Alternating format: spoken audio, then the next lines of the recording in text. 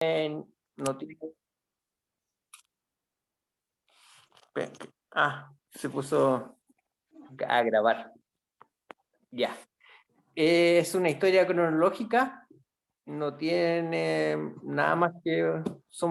en tan poco tiempo no podemos desarrollar ni un tema, ni basar la historia en alguna idea o concepto, como pueden ser conceptos de género, conceptos sociales y varias cosas, incluso hasta de clases. Una clase de historia uno la podría hacer en base a cualquier ideología incluso. ¿Ya? Así que esta trata de... Igual le meto algunas cosas personales, pensamientos, pero son abiertos. Empezamos nomás, Seba, para que pongas la presentación de PowerPoint.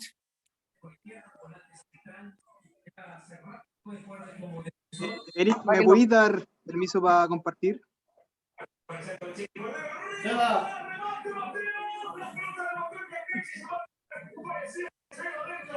Casi gol, casi gol.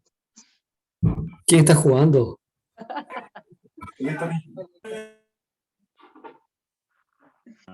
¿Ahora? ¿Puedo compartir ahora? Ya.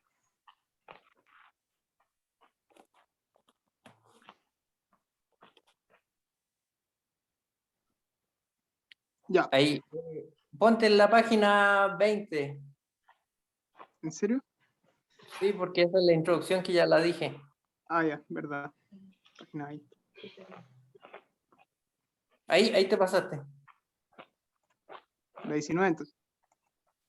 Además, Ahí. Esa, ahí. ¿Ya? Bueno, esa es la presentación.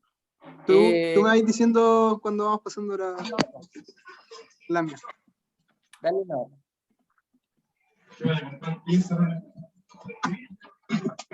La otra. ¿Apareció? Ya, anda. Bueno, esa es una imagen de las ascensiones al Mont Blanc. Es como básicamente eran dibujos. Esto estamos hablando de 1700, del año 1700, en que se subía con bastantes equipos, escaleras y cosas así.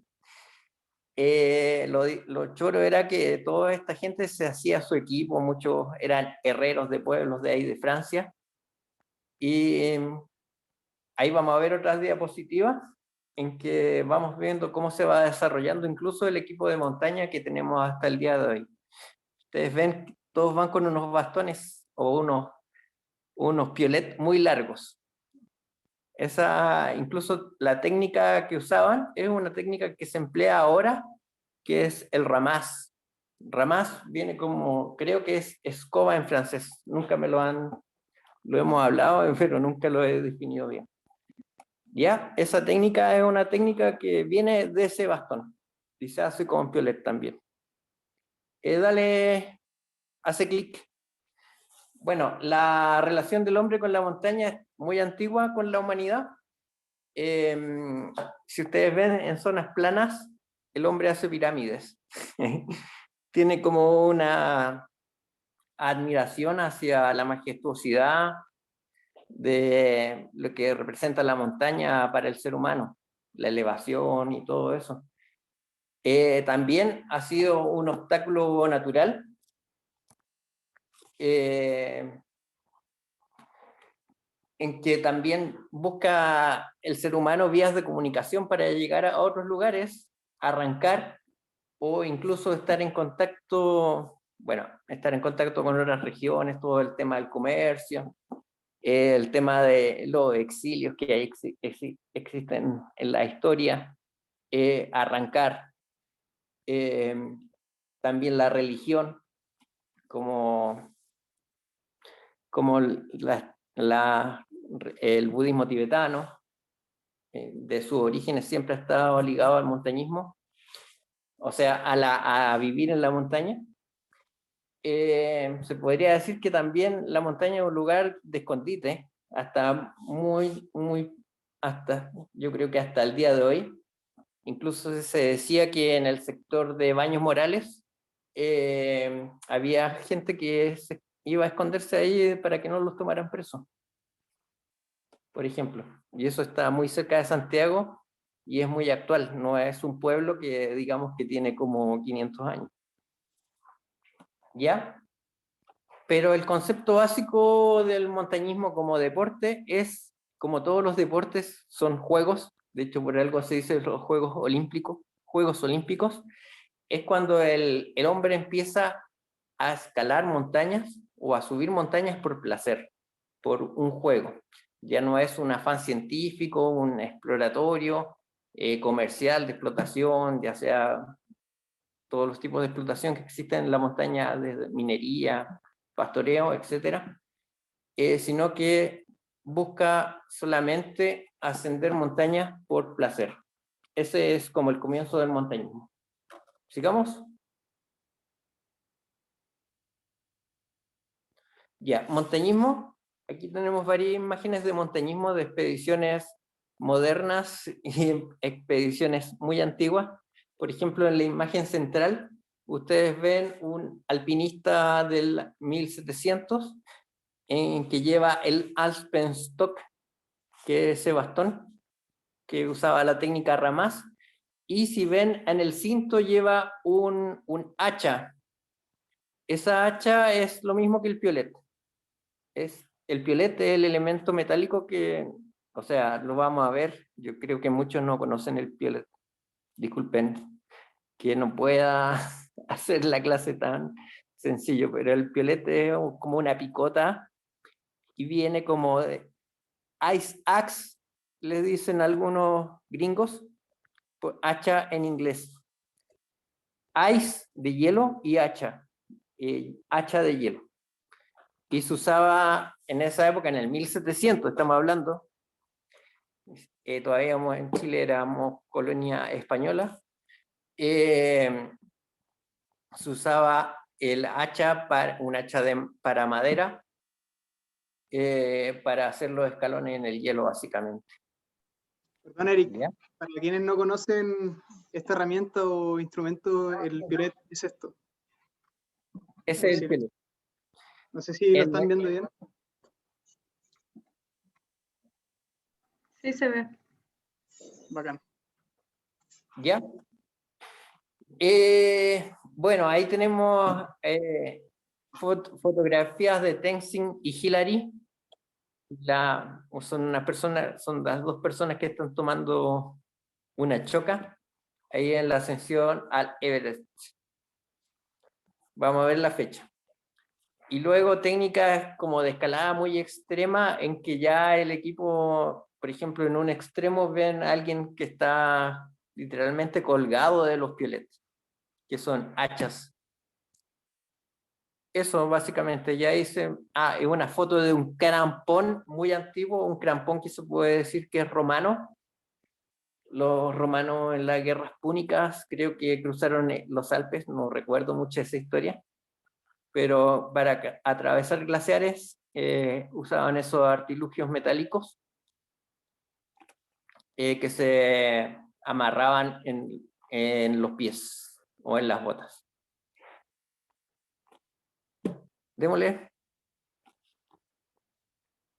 Dale nomás. Ya, bueno, eso es lo que expliqué en la clase número 1, que era el nombre genérico de actividades que consiste en subir montañas por placer, y lo que se explica del montañismo como básicamente es llegar a la cumbre de un cerro. No sirve de nada quedar a 40 metros de la cumbre, a 20 metros. Si no llegaste a la cumbre, es solamente un intento. ¿Ya? Lo mismo aquí en la Patagonia, hacer una pared, pero si no llegas a la cumbre, solamente es así de letal la idea, pero hay que llegar a la cumbre. ¿Ya? Es como estamos viendo el montañismo con la filosofía occidental, que es el alpinismo. Démosle a la otra.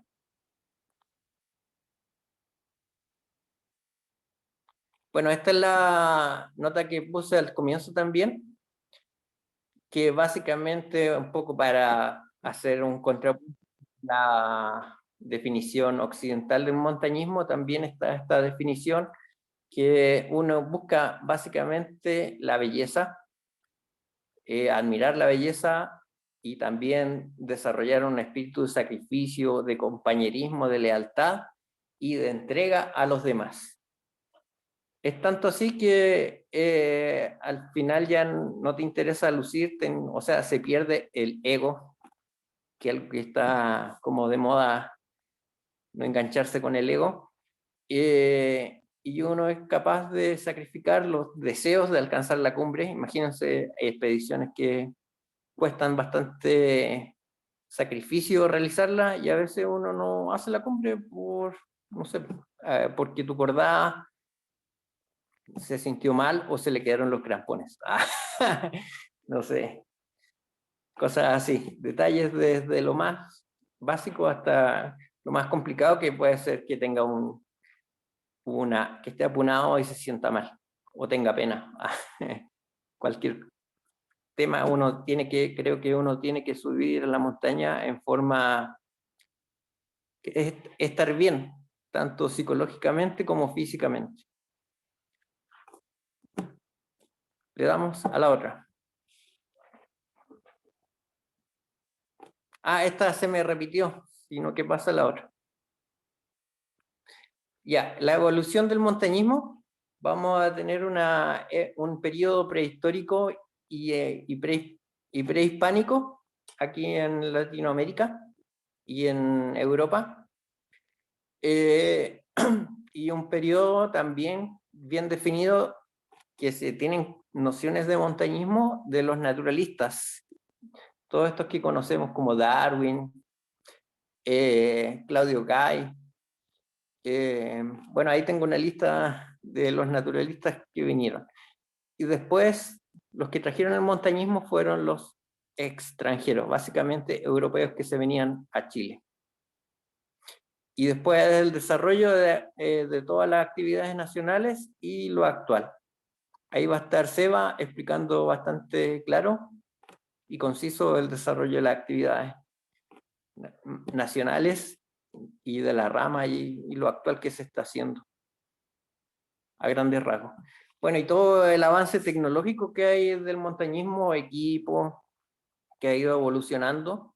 Vamos a ver equipos de hace 5.000 años y todo esto de la tecnología, los equipos, no sé, de rescate que hay modernos, en que uno puede estar en una expedición a miles de kilómetros de la casa y puede llamar por teléfono, cosas así, o avisar una emergencia, como ha pasado en la rama. Siguiente. Ya. Prehistoria y prehispánico. Aquí ahí esa imagen tenemos como prehispánico todo el desarrollo inca, básicamente, incluso de Aguita. Pero tenemos también en Europa y en el Tíbet desarrollo de cultura de montaña. Por ejemplo, bueno, ahí está el Tiwantisuyu, que es la parte como de Inca en que abarcaba nuestro país y la cordillera de los Andes. Si ustedes se han fijado la huípala, ubican la bandera huípala, yo creo. Esa bandera de colores de cuadradito. La que corresponde al Tiwantisuyu tiene los cuadraditos blancos en el centro. Para que, o sea, porque se me olvidaron en el Imperio Inca se dividía en lo que es el Amazonas, en varias partes. Ya. Eso, y una consulta aquí, bueno, no puedo preguntar, es muy raro hacer clases así porque estoy hablando como a la pantalla del PowerPoint. Bueno, ahí tenemos una imagen de una niña en que por los rasgos ustedes no pueden definir si es una niña inca o una niña tibetana. Si ustedes se fijan, es muy difícil, y lo preguntaba en clase, y muchos dicen, no, es inca, es tibetana. Bueno, esa es una niña inca, o sea, perdón, tibetana. Sigamos. Ya, aquí tenemos un equipo de hace 5.500 años. Este es una persona Otzi que apareció en un glaciar en Austria. ¿Y qué es lo que tenía Otzi? Tenía equipo de montaña. Si se fijan, tenía su bastón, tenía su hacha, el hacha que tenía una técnica de que ese metal se podía sacar y girar. Entonces podía hacer los escalones y podía usarlo como hacha, ¿me entienden? O sea, sacaba el cuño de acero o de fierro y lo ponía para un lado o para el otro. Está el armazón de la mochila. Están los zapatos con un enrejado de aire para que genere más calor. Tiene una capa, una adherida a la piel, que sería la primera capa. Eso lo van a ver en vestuario y equipo. Tiene la tercera capa, la capa impermeable, y un detalle que le encontraron, que las flechas las tenía forradas con cuero para que no se congelaran y no le entraran humedad y no cambiara su peso. Así podía ser más certero para cazar. Y tiene su cuerda de montaña, para que vean que es antiguo el montañismo. Y el equipo es muy similar. Primera capa, tercera capa, la segunda capa, el armazón de la mochila, la cuerda, el piolet. Así que seguimos con el mismo equipo. Sigamos. O sea, dale. Ya, los incas tenían... ahí está el mapa esta es la misma imagen que les mostré en la clase 1. Para los incas, la cumbre es como algo muy sagrado, o las montañas. De hecho, aquí en la zona central tenemos el Plomo y tenemos hay varios centros, o sea, ¿cómo se llama? Se me olvidó el nombre. Bueno, uno llega a la cumbre de estos cerros y en muchos hay leña así, llevaban leña y no sé si la prendían, y uno llega a la cumbre y ve un montón de leña. A 6.000 metros estamos hablando. ¿Ya? Disculpa, Sí. yo tengo entendido, no estoy tan seguro, pero tengo entendido que se llaman huacas, Sí, los ceremoniales del Inca. Y en el Cajón del Maipo hay uno que es el más austral, que es el Cerro Peladeros, que tiene 3.500 metros. Sí. Está atrás del San Gabriel. Sí, y se ve desde cuando uno va al Cajón del Maipo, ve el Cerro Peladeros. Exactamente. Muy bien, muchas gracias. Eso. ¿Seguimos?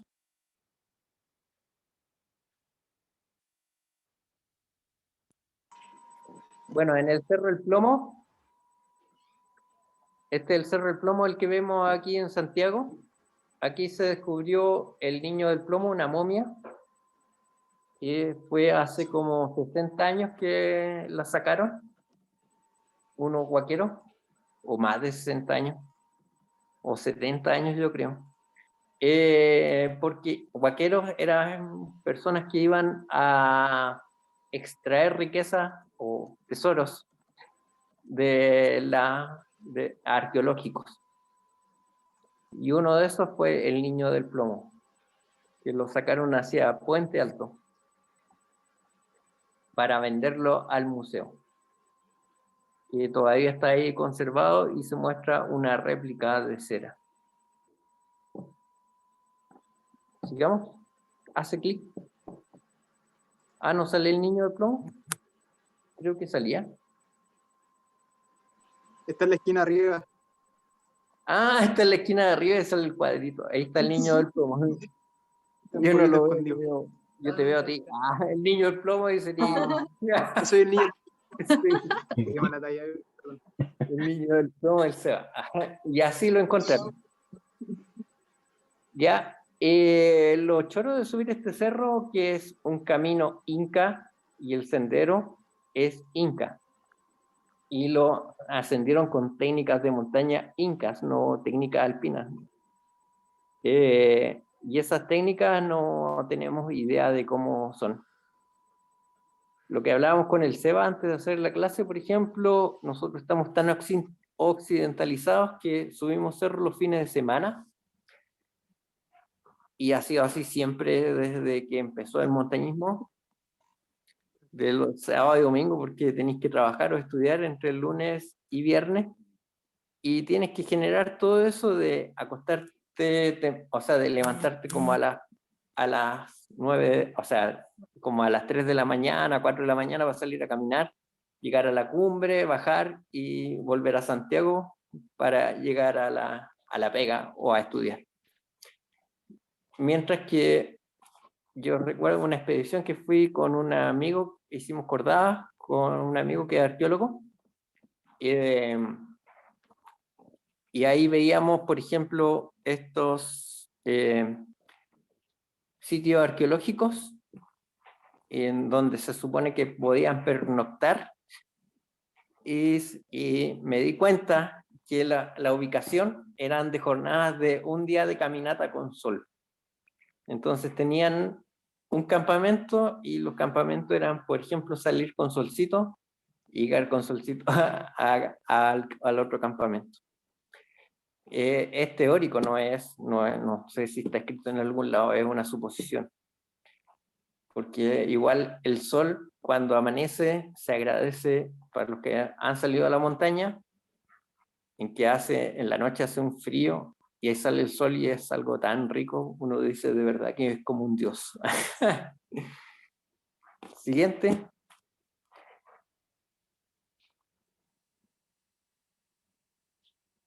Bueno, volvemos a Europa. En Europa se van desarrollando todas las técnicas alpinas, uso de la cuerda, a saber asegurar, van mejorando los equipos, crampones, se van generando técnicas tanto en la parte Alemania, Austria, básicamente, en Francia por un lado, y al final se van homologando. Dale nomás, hace clic.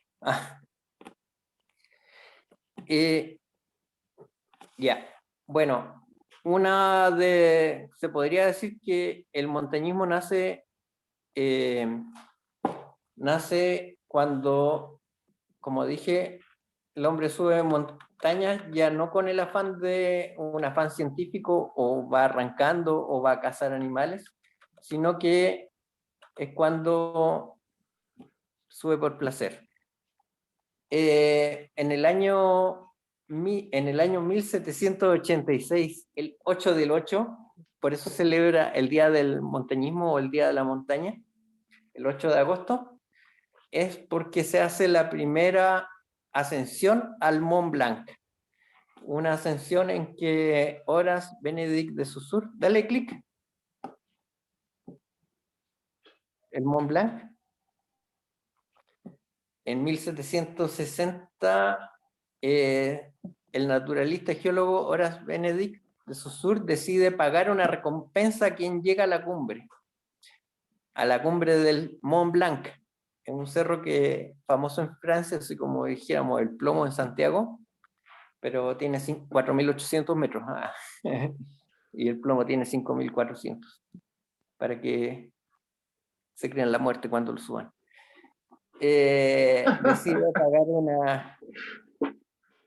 Decide pagar una recompensa a quien logra llegar a la cumbre.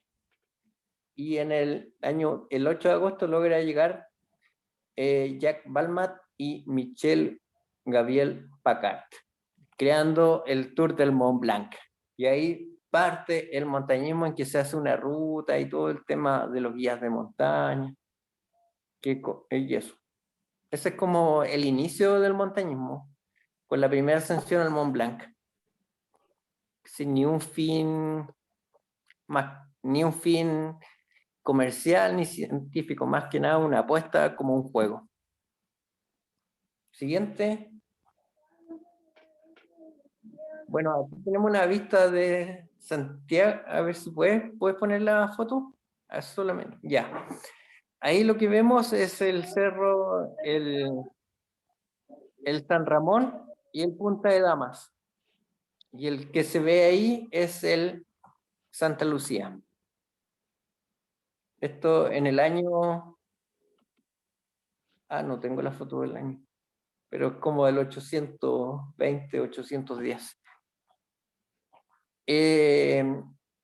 Bueno, Europa, al ver que sus recursos naturales ya se agotan, piensen que Europa se echó todos los bosques haciendo barcos y casas, yo creo, y fundiendo metales.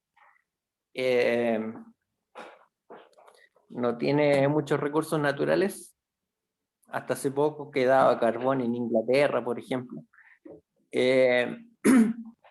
Entonces, está toda esta onda de los naturalistas y envía científicos a África, Asia, Oceanía y Sudamérica. Por otra parte, en Chile, el director supremo de esa época, don Bernardo O'Higgins, se dirigía al Senado en 1821, indicando que esta clase de hombres es la adquisición más apreciable para un Estado, es transportar, en cierto modo, hacia nosotros las ciencias y las artes de los países cultos. ¿Ya? Y ahí empiezan a venir todos los naturalistas que eran científicos de la época, que al final eran tipos que sabían de todo, sabían geología, biología, sabían dibujar, eran bastante secos. Y bastante amantes de la naturaleza, como se puede apreciar en los relatos de muchos. Sigamos. Bueno, en nuestro país tenemos la ilustre visita de Charles Darwin, con la teoría de la evolución, en que nosotros salimos del mono y vamos evolucionando.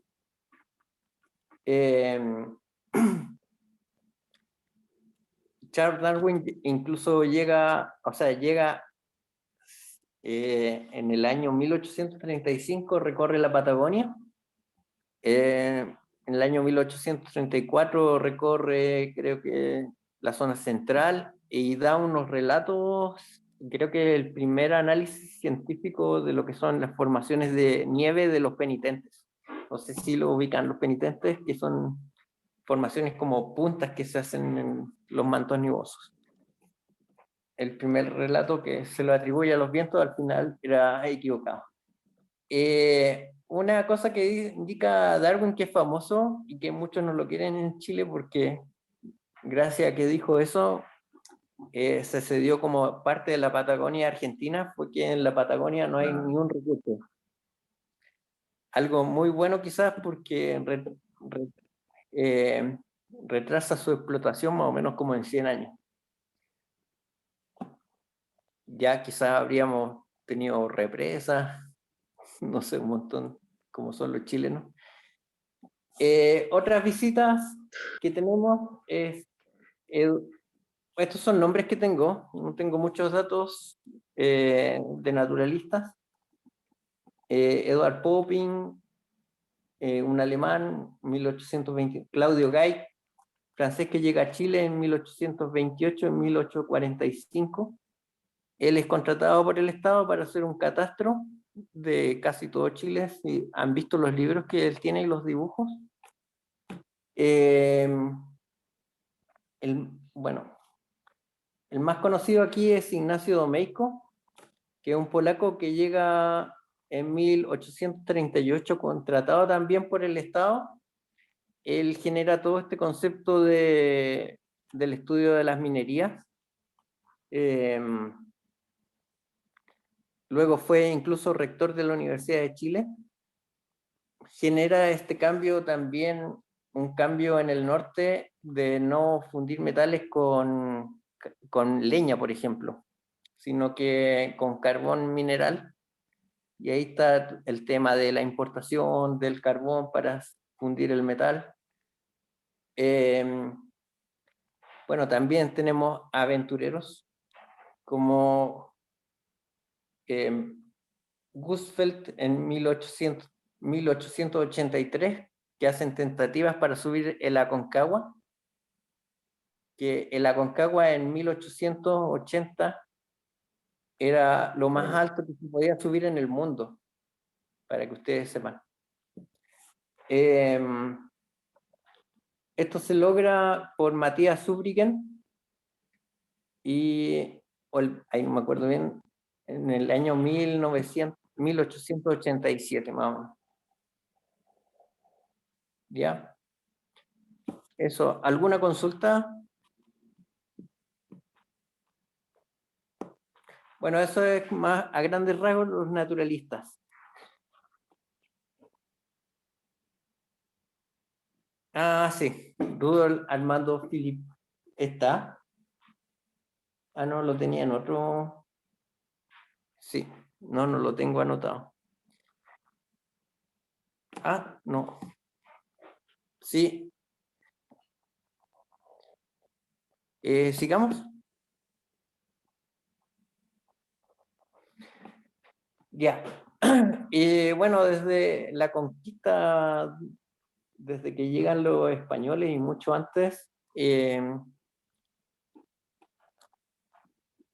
nuestra cordillera está en constante exploración como corredores transnacionales, todas las historias de la conquista, o sea, de los ejércitos que pasaban a través de las cordilleras, tránsito de pirquineros, vaqueros, cuatreros, contrabandistas, naturalistas, deportistas, pero ¿qué rasgos tenían ellos en común?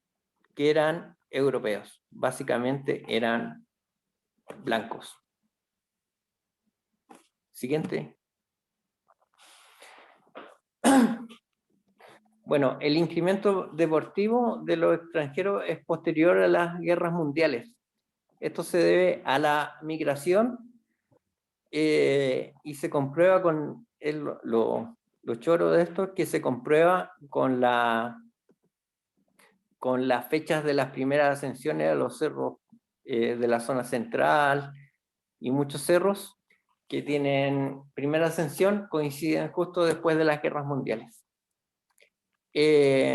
Ya sabemos, el montañismo ya partía en forma deportiva a fines del 800 y las guerras mundiales son del 900, o sea, estamos hablando de como 100 años de desarrollo deportivo y desarrollo técnico antes de llegar a Chile.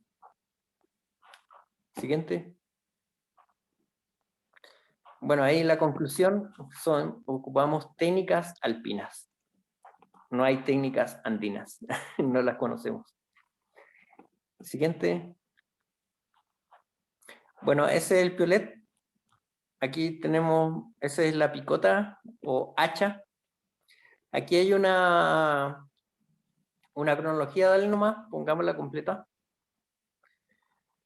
Desde 1909 se funda el primer club de montaña, el DAP.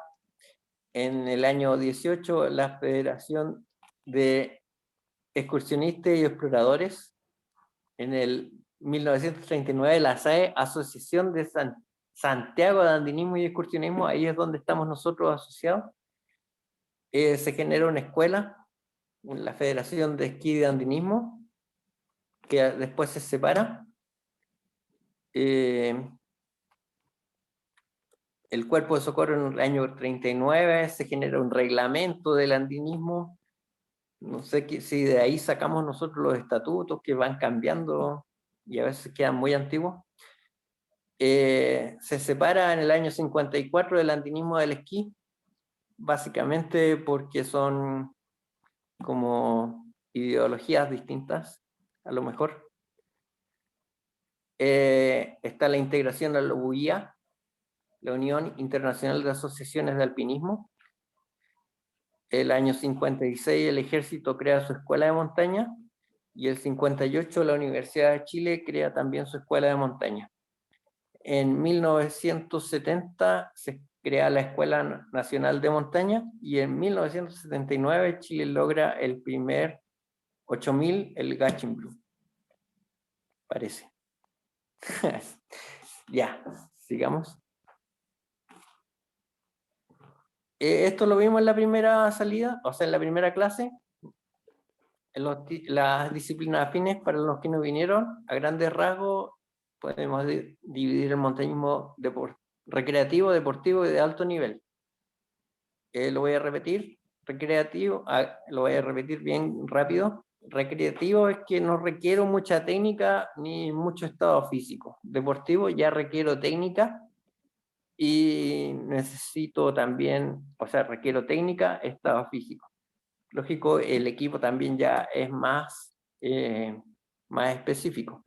Y de alto nivel se podría decir que ya requiero de un soporte técnico. Ya vemos temas como la altitud, la logística, la dificultad técnica, el clima y eso. Siguiente. La organización del montañismo ya lo vimos. La federación, el Instituto Nacional del Deporte, la OIA, la UPAME, la Escuela Nacional de Montaña, asociación, los clubes. Nosotros estaríamos en clubes, el Cuerpo de Socorro Andino. Siguiente.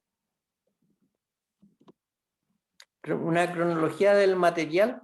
Se podría decir que el Piolé actual es del año 1870, 1929, el crampón, que son estas púas metálicas que se usan, herrajes metálicos con puntas para caminar el hielo. También el descendedor, que es para el uso de las cuerdas, el año 43, los clavos para escalar en hielo, el 46, los mosquetones de aluminio, el año 50. Si se fijan, es posterior a la Segunda Guerra Mundial, ya hay más desarrollo de tecnología en las durezas del aluminio. Lo mismo que las cuerdas dinámicas, que son cuerdas que tienen un grado de elongación, no son estáticas. O sea, si uno se cae, elonga la cuerda para que no vaya a ser como una tensión muy fuerte, explicado como para que amortigue la caída. En 1960 se inventan unos clavos, también va evolucionando toda esta tecnología del acero, y knife blade significa como cortapluma, que son unos clavos muy finitos. También el root, todos estos son como elementos muy finos para hacer una escalada cada vez más complicada y más fina, llegando, como ustedes saben ahora, los que han visto escalado o escalan, es muy distinta a la escalada quizás a comienzos del siglo pasado. Ya, 1960, los fisureros ya, cosa de esto, en la escalada que es ya no usar clavos, se colocan literalmente clavos en las grietas y ahí se puede asegurar y colocar un mosquetón, que es como un candado, en que uno le coloca una cuerda y se asegura solamente. Por si se cae, ahí pueda frenar la caída.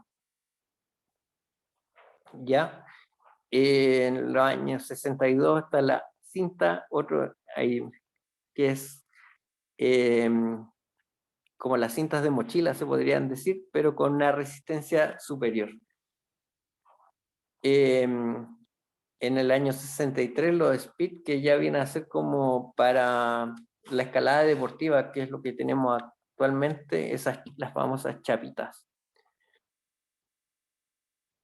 Ya,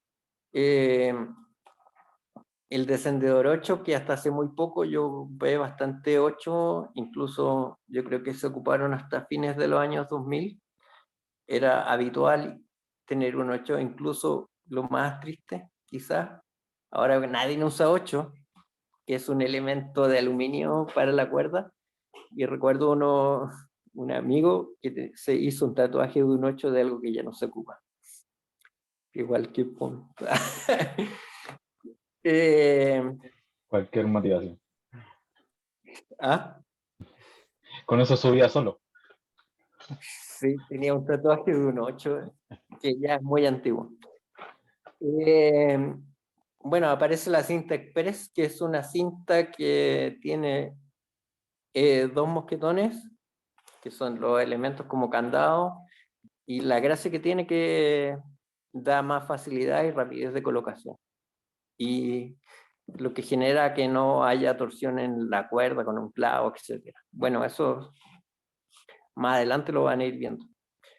La cinta Express, el Gore-Tex, ya aquí en el año 69, aparecen las primeras membranas como inteligentes, se podrían decir.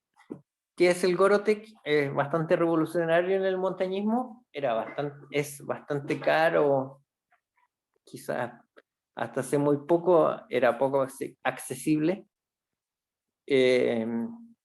La ventaja que tiene es que la membrana, o sea, es una tela impermeable, una tela cubierta con una membrana como un teflón, podríamos decir, como una membrana pegadita, que la gracia que tiene que es porosa, pero el poro es tan fino que solamente sale la evaporación de la transpiración, pero no ingresa en la humedad, no ingresa el agua exterior.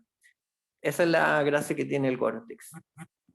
¿Ya? Luego está en el año 70 el Polar, que es también una tela, lo ubican yo creo que todo, que la gracia que tiene es la contención de aire, de espacios de aire.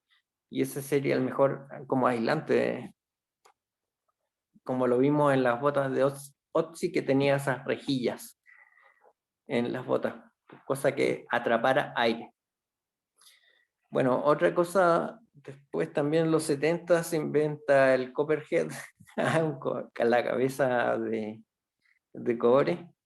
Este está bien enfocado a la escala de roca, que son unos artilugios metálicos que se amoldan a la roca, se martillean. Bueno, placa de freno y todos esos elementos dinámicos para asegurar. ¿Qué gracia tienen? Que el aseguramiento era, al ser dinámico, generaba que no se alguien se cae y te están asegurando con eso.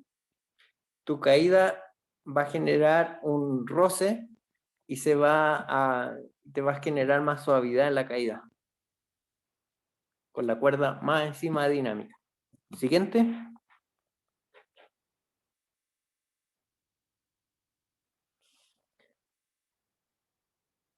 Ya, en los años 60 recién aparece el arnés de cintura.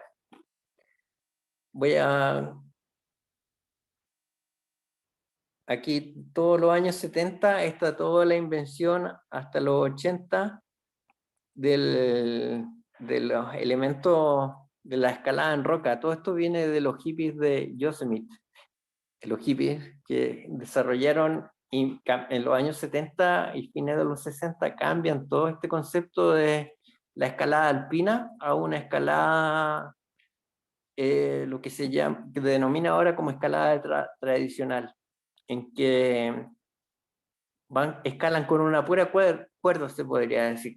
Antes los europeos lo que hacían era llenar de cuerda una ruta y hacer la escalada.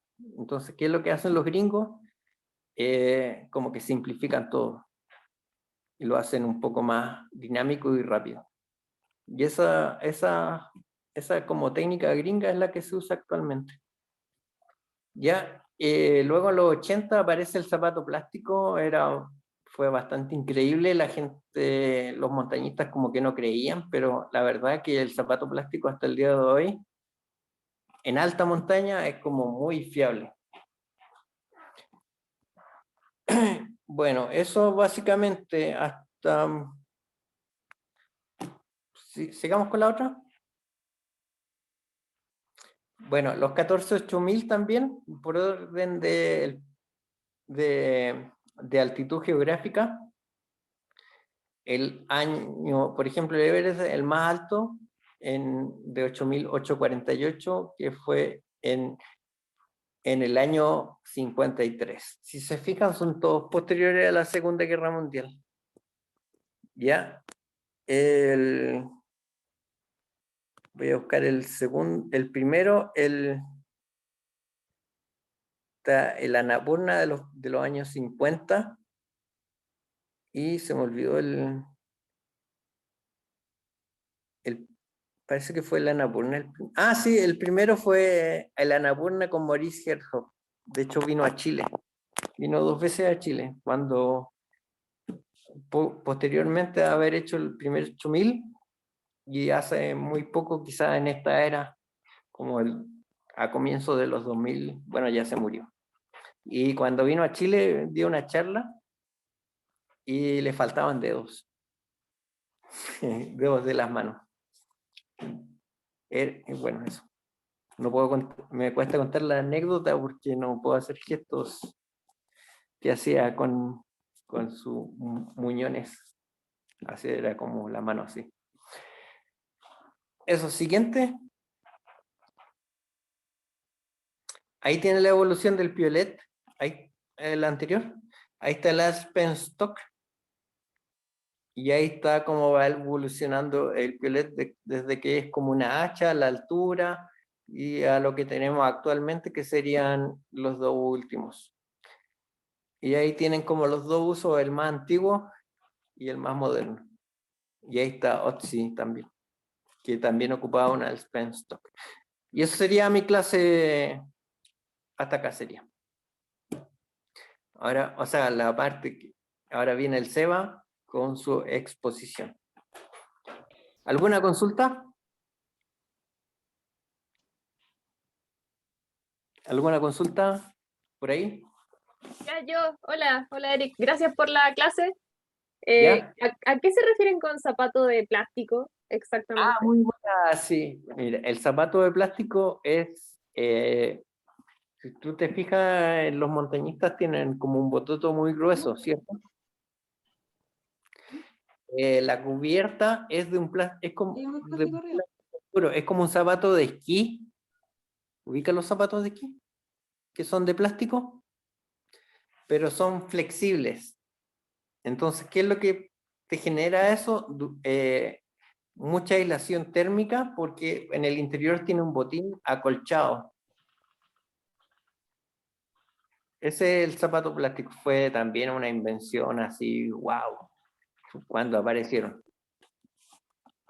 Ya, bacán, gracias.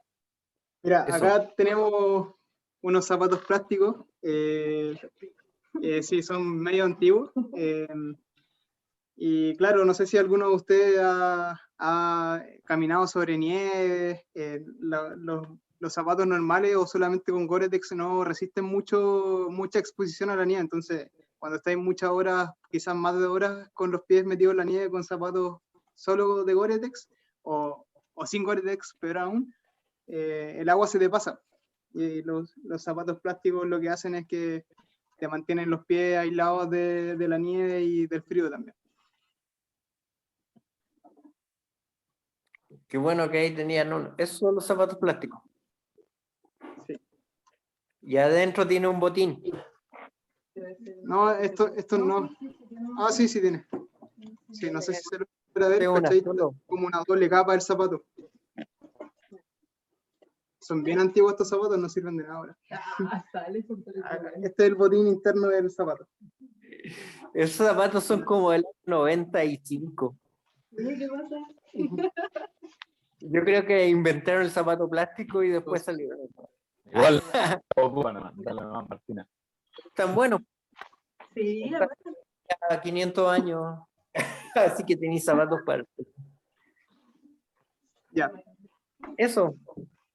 Bueno, esta parte de la clase va a estar principalmente enfocada a todo lo que es el desarrollo deportivo del montañismo, por así decirlo, hasta la dictadura, hasta la década del 70. no contempla lo que es posterior a la dictadura y lo que es más contemporáneo a nosotros. En esta foto, escogí estas fotos porque pienso que reflejan fielmente lo que es como la historia del montañismo en Chile posterior al 1900. En la parte superior izquierda tenemos la foto más antigua, que es el cura o salesiano Alberto de Agostini, que fue uno de los principales exploradores de la Patagonia y la Tierra del Fuego. Estuvo más de 30 años desarrollando expediciones en la Patagonia, y gracias a él se encargó de documentar gran parte de la biodiversidad de la Patagonia, y no solo eso, sino que también él entregó mucho material, principalmente fotográfico, sobre el pueblo Selknam.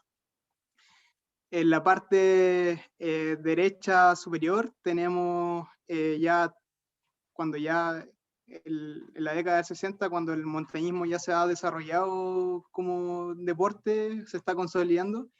3 montañistas chilenos, uno de ellos es miembro de la rama, de hecho, o era miembro de la rama, mejor dicho, y ahí se ve en uno de los banderines el logo, el chuncho de la Universidad de Chile.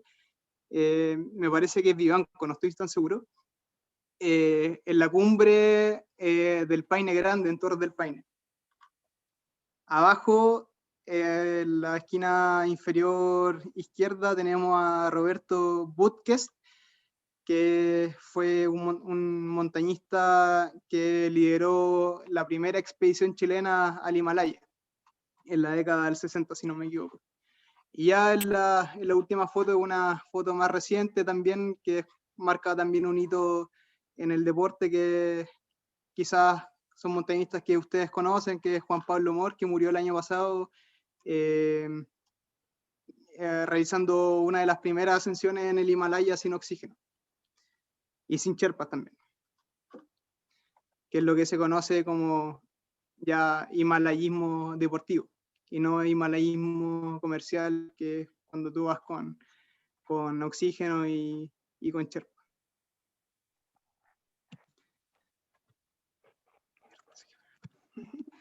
Ya, bueno, este es el volcán Antuco, en la región del Biobío. Acá se registró lo que se puede considerar como la primera actividad de montaña deportiva, semideportiva, por Eduardo Popink, o Pipon, no sé cómo se pronuncia ese apellido, el Eric lo mencionó hace un rato, que fue un explorador alemán, y junto a un arriero local, del cual se desconoce el nombre, realizaron la primera ascensión al volcán Antuco en 1829. Este arriero sería el primer montañista de origen chileno. No tenemos información de él, solamente tenemos información, lamentablemente, del explorador alemán. Ya posterior a la Guerra del Pacífico, los gobiernos chilenos y argentinos encomendaron distintas comisiones para documentar y cartografiar todo lo que es la frontera entre Chile y Argentina, obviamente marcada por la cordillera de los Andes, y cartografiaron más de 2.500 kilómetros de cordillera. Acá también esto también influye como dentro de la historia deportiva, por así decirlo, porque en estas expediciones obviamente también se arrancaban y iban a subir cerros, y hicieron muchas primeras ascensiones en este contexto de exploración de las montañas.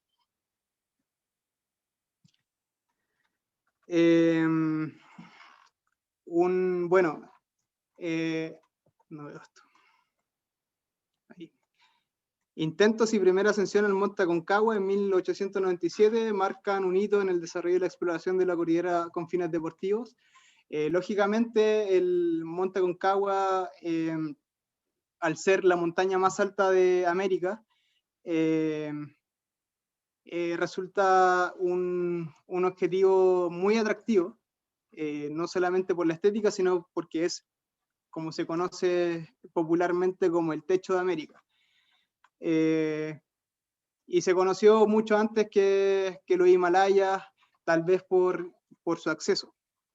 Es muy accesible desde la región de Valparaíso y desde Mendoza en Argentina.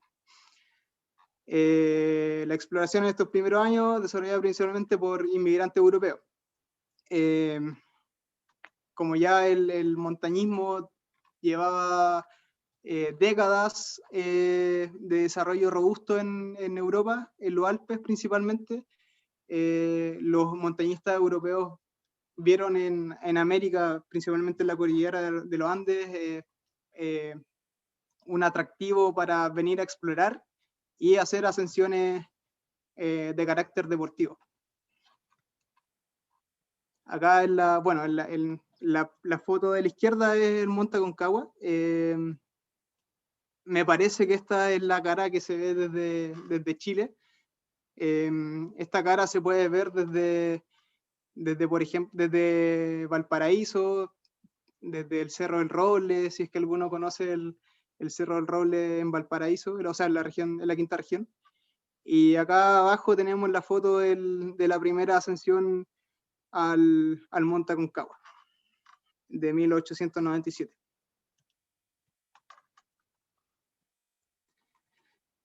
Bueno, sin ánimo de hacer propaganda a la competencia de clubes, el DAP, me parece importante mencionarlo también porque en 1909 se funda el DAP, no sé si conocen el DAP, que es el Club Alemán Andino. La U es por Valparaíso porque se funda en Concón como Club de Excursionismo de Concón, y posteriormente, un par de años después, se instaura como el DAP, como el Club Andino de Valparaíso. Y bueno, esto forma como un pilar fundamental en el desarrollo deportivo porque permite que gente chilena pueda asociarse a este club y empezar a practicar montañismo. Y no solamente extranjeros, como había sido la tónica en las décadas anteriores. Y bueno, esto igual genera como un círculo cerrado, porque quienes principalmente desarrollaron el montañismo en las primeras décadas fueron gente de clase alta perteneciente a la colonia alemana. En esta foto es Eberhard Meyer, que probablemente van a leer mucho su nombre cuando vean rutas o busquen rutas en Andes Handbook, por ejemplo. Fue un montañista súper importante porque abrió varias rutas, documentó muchas cosas en la cordillera de los Andes, principalmente en la zona central, en el Cajón del Maipo y en la región de Valparaíso.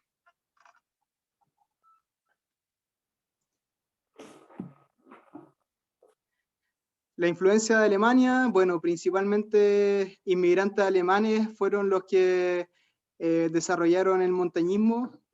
Uno de los principales montañistas fue Federico Reicher, quien hizo importantes ascensiones como a uno de los 4 o 6 miles que hay acá en la región metropolitana, que es Nevado del Plomo. Los otros 3 6 miles que hay, montañas sobre 6.000 metros, son el Marmolejo, el Alto San Juan y me falta uno, no, el Tupungato. También hizo la primera ascensión al Juncal, que es la montaña más alta de la región de Valparaíso, que hoy se puede acceder fácilmente por el Parque Andino Juncal, Camino a Portillo, el Polleras también, y el León Blanco, que también está en la zona del Juncal. Esta foto es del Cerro Marmolejo, tomada desde el Cajón del Maipo.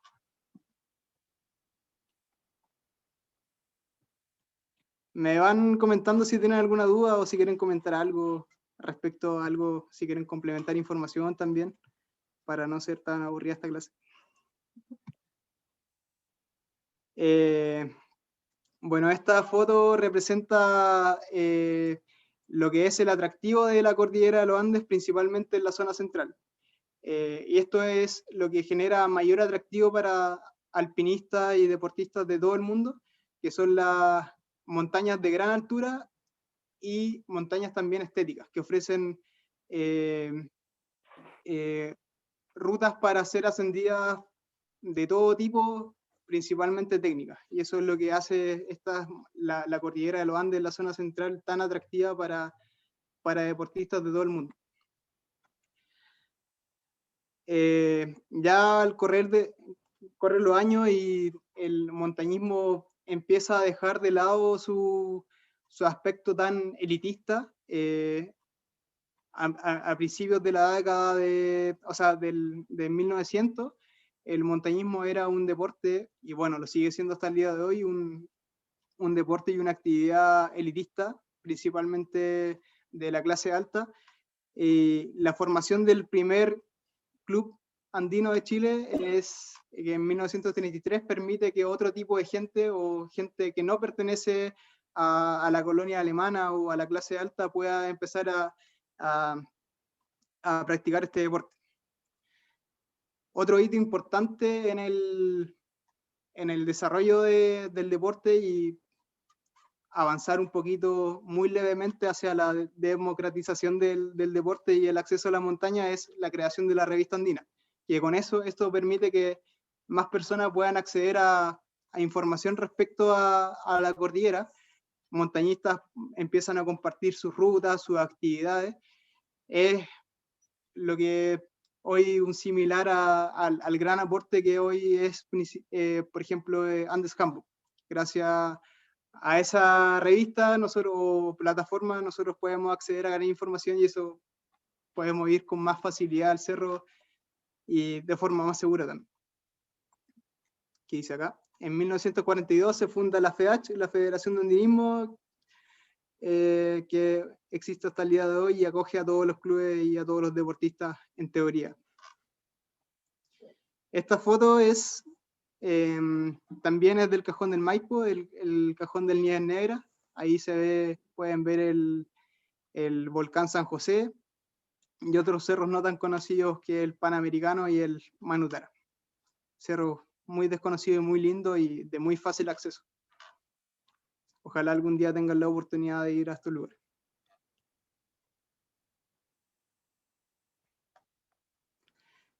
En los 50 y 60, en los 50 y 60 se empieza ya habiéndose desarrollado gran parte del montañismo, muchos de los cerros icónicos de la zona central principalmente ya fueron ascendidas, ya se popularizaron. En esta década se empieza a despertar un interés por realizar cosas más técnicas, que es básicamente subir cerros conocidos o más populares por sus caras más difíciles, o lo que antiguamente se podría considerar como imposible. Esta foto es del Cerro San Francisco, también ubicado en el Cajón del Maipo, en el sector de Baños Morales, y fue la primera escalada técnica o de mayor dificultad que se realizó en Chile, que es la pared sur. Antiguamente solamente este cerro se escalaba por atrás, que tiene una ruta normal, semi-técnica, principalmente de caminata. Este es el Cerro Morado y constituye también, junto a su pared sur, que es la que pueden ver acá, constituye uno de los 3 iconos como del montañismo técnico en Chile, que también, además de la pared sur del Morado, está en la pared sur del Cerro Arena y la Punta Sansi, que las primeras escaladas de estas rutas constituyen como el punto de inflexión entre lo que es como el montañismo clásico y ya la escalada alpina.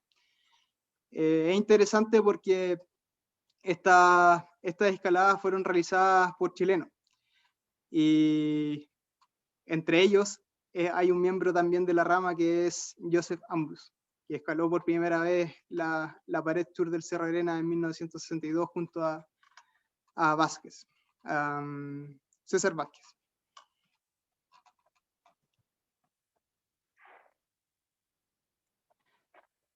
En este contexto se funda en 1941 la rama de de montaña de la Universidad de Chile. Bueno, en esta foto pueden ver a Eduardo García, que es un gran exponente del montañismo nacional.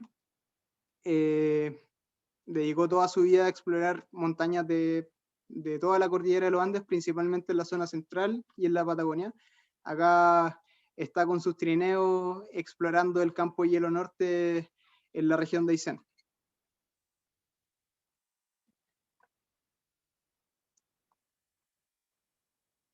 Este grupo de personajes son cabros de 18 años, de 18 a 20 años, que son los miembros de la Escuela de Montaña de la Universidad de Chile. Algunos de ellos grandes escaladores. Esta foto fue facilitada por un miembro honorario del club, que es Luis Latorre, que muchas veces está presente en los cursos básicos. No sé cuál de estos, parece que este de acá al centro. Me parece que esta foto fue tomada en el Cajón del Maipo. La escuela de la rama, o sea, la rama de montaña tenía una escuela en la década del 60 que era dirigida por Eduardo García, este montañista connotado que les mencionaba anteriormente, y tenía la función de formar deportistas con quizás de alto rendimiento, escolares muchas veces y estudiantes de la Universidad de Chile. Y Eduardo García invitaba a estos jóvenes a participar de expediciones. De hecho, se desarrollaron algunas expediciones importantes a la Patagonia. Hicieron primero ascenso en las Torres del Paine, en Cerro Castillo. Y todas estas expediciones marcan hito en el desarrollo deportivo en Chile. Algunas expediciones importantes de la Ramuch. Bueno, acá está la primera travesía del Campo Hielo Norte por Eduardo García en 1964. Está el primer ascenso a la cordillera cercana al Monte San Lorenzo en Cochrane, el cordón Cochrane. Este es súper bonito porque hay una revista, una edición, no sé si conocen la revista Escalando, pero hay una edición completa dedicada a la Ramuch y le dedican este artículo a esta expedición, que fue una escalada revolucionaria para esa época. Escalaban con material y equipo súper precario, a diferencia de lo que se hace hoy en día.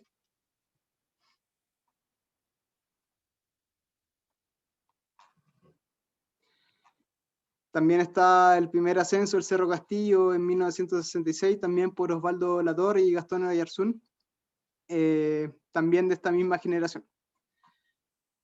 Primer ascenso al cuerno principal del Paine en 1968, también por Osvaldo Latorre, hermano de Luis Latorre, Gastón Oyarzún y Eduardo García. Bueno, como es la tónica de básicamente todas las esferas de nuestras actividades, el montañismo está marcado por la ausencia de mujeres en la historia. Y la rama igual fue importante en abrir paso a que las mujeres se iniciaran como en actividades importantes en la montaña. Hay un video, una entrevista a dos personajes de la rama que les vamos a compartir después, que son los padres de Eric, en que cuentan una anécdota de todo el machismo que existía en la década del 70 en las actividades de montaña, que todas las escaladas eran realizadas solamente por hombres, a pesar de que en las expediciones también había presencia de mujeres. Y en particular existe una anécdota del primer ascenso al Cerro Punta Alto Los Buitres, en la zona de la región, en la sexta región, que el grupo de mujeres que acompañaba a los hombres en la expedición decidió tomar su equipo y dejar de lado el rol que los hombres habían impuesto a las mujeres y deciden realizar una primera ascensión en esta cordillera. En la foto al lado podemos ver algunas de las montañas de la región en la sexta región, que fueron ascendidas por primera vez en esta expedición.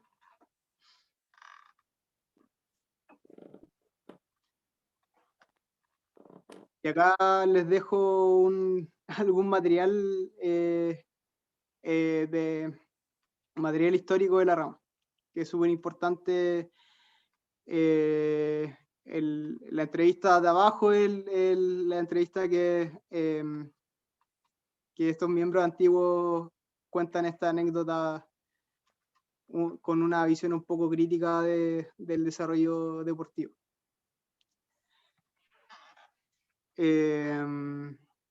Bueno, eso es lo que tenía para presentarle y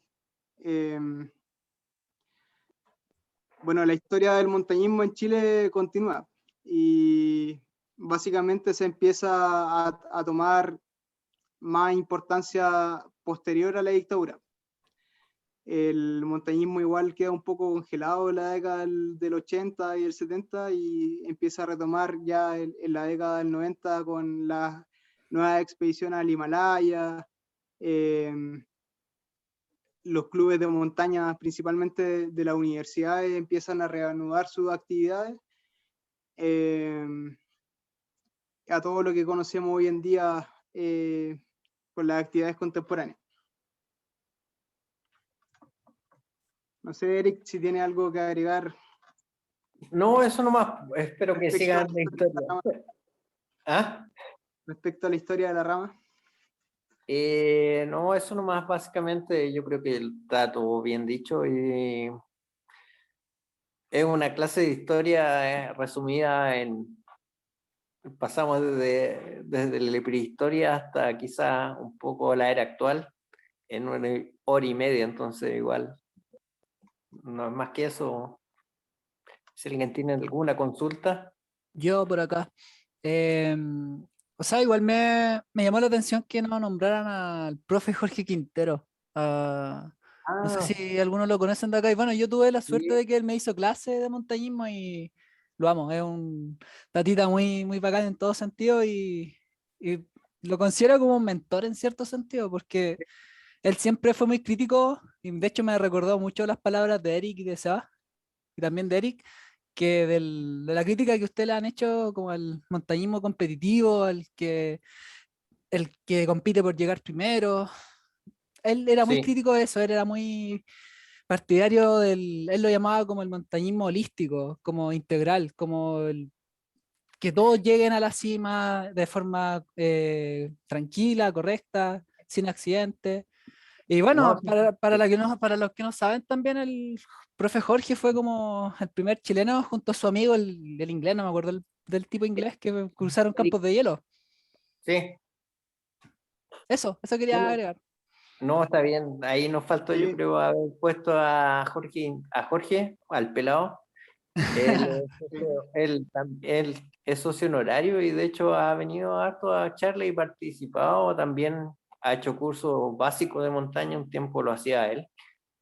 Y yo creo que nos falta un poco de tiempo para haberlo nombrado. Claro, Y sí. de hecho hizo expediciones muy actuales de la rama y él participando en la Patagonia, yo creo unos 15 años atrás. Eso, así que Sí, y sí, ahí además nos Jorge falta. Quintero sigue muy vinculado a la rama. De hecho, siempre he invitado a bueno, antiguamente cuando se podían hacer cosas presenciales y nos podíamos abrazar. Él siempre estaba invitado a las cosas de la rama. De hecho, uno de los hitos importantes de la rama fue la inauguración de la sede y él estuvo presente compartiendo con la gente de la rama.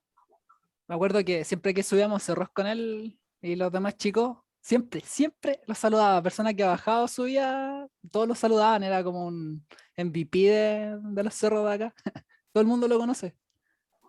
Sí, ahí yo creo que Imagino que es como Eric. ahí nos faltó, yo creo que se nos fue un poco haberlo nombrado más. Quizás porque lo tenemos muy presente. Sí, eso. ¿Alguna otra consulta? Sí, Eric, una pregunta que me la quería hacer la semana pasada. ¿Usted qué motivación tuvo para practicar este deporte? Porque imagino que todos acá tenemos un vínculo con el cerro, porque claro, está el deporte Sí. como tal, pero también está el vínculo con el deporte como tal, como el subir.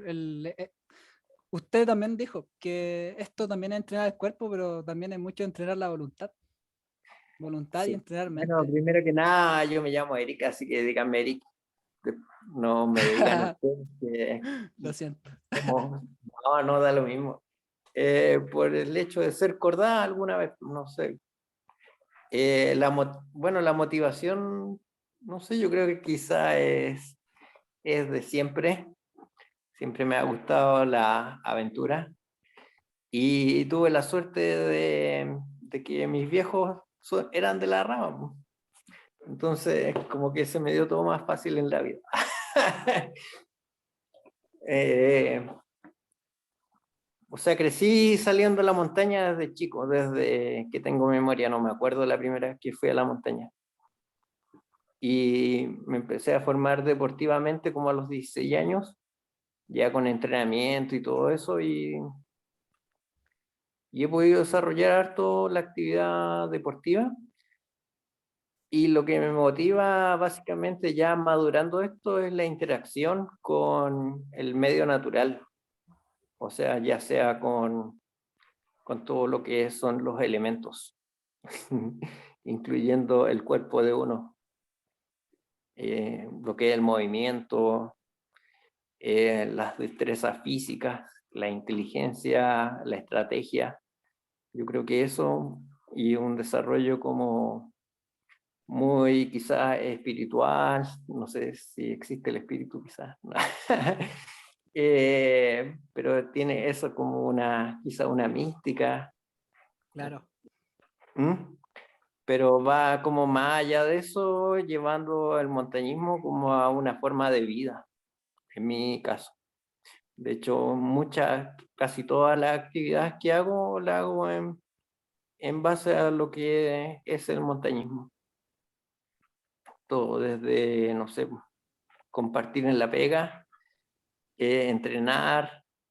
De hecho, me mantengo siempre entrenado. Y participo siempre que me preguntan actividades en que pueda colaborar con montañismo, estoy siempre dispuesto. En invierno soy patrulla de esquí en los centros de esquí de aquí del Colorado, en Farillones. Eso, o sea, trato de ir al cerro siempre, ¿va? O estar compartiendo con la naturaleza, básicamente, ya sea en el agua, en el mar. Es su hogar ya a esta altura. ¿Ah? Es su hogar ya a esta altura. Sí, o sea, es una forma de vida porque es algo muy integrado. No es mi hogar. Parte de usted ya. No sé. Sí, es de mí. Bueno, no me Claro. digan ustedes De porque nuevo lo dije, sí, lo siento. no, es que igual yo soy bastante formal en el trabajo. Siempre me gusta mantener como una distancia con la gente que no conozco, pero en la rama no existe eso para mí. Sí. Bueno, gracias por la respuesta. Así que trátenme de tú.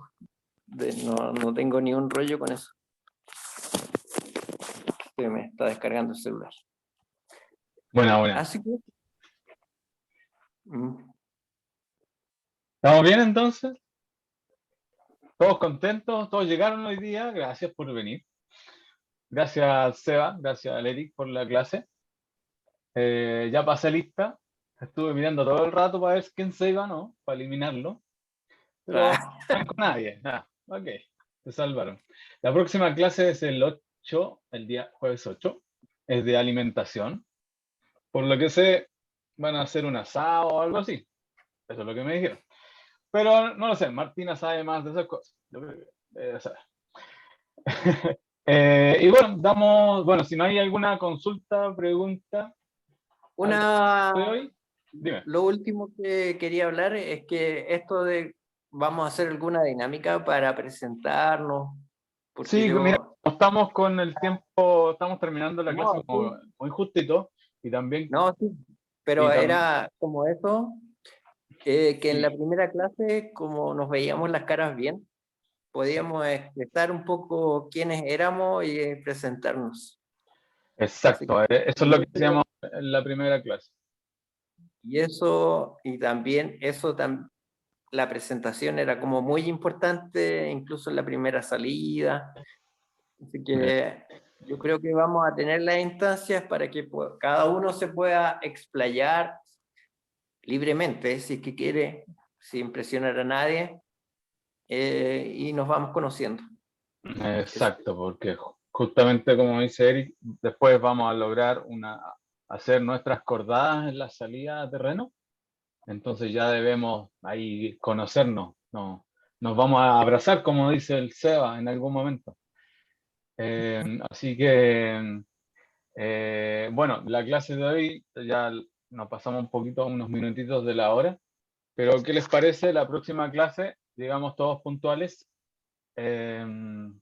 unos 5 minutos antes, que estén todos listos, 7:30 en punto para partir y hacemos esa presentación. ¿Les parece a todos? ¿Qué dicen? ¿Estamos bien? Sí. Hagan un dedito así, que sea, no sé, están todos mudos ahí.